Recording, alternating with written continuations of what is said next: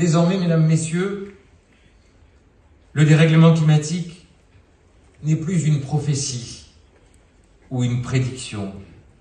Ce n'est plus un futur possible, ce n'est même plus un avenir probable.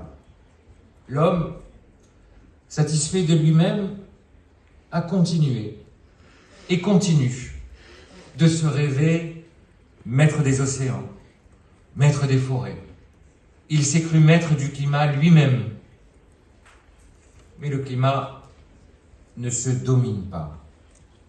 Il s'impose à nous. Nous vivons dans la région du monde qui se réchauffe plus vite que les autres.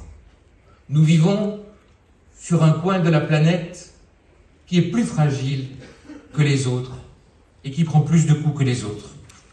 Et nous devons agir. Ça n'est pas le premier sommet. Néanmoins, il aura 300 intervenants. Et c'est la première fois dans l'histoire qu'il y aura autant d'intervenants dans un sommet sur le climat. C'est la première fois dans l'histoire qu'il y a une telle prise de conscience.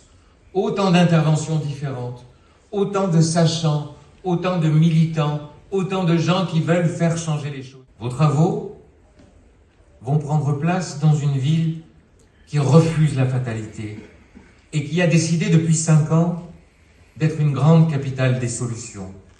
C'est le choix que nous avons fait et c'est l'horizon que nous nous sommes fixés avec Michel et avec toute l'équipe municipale.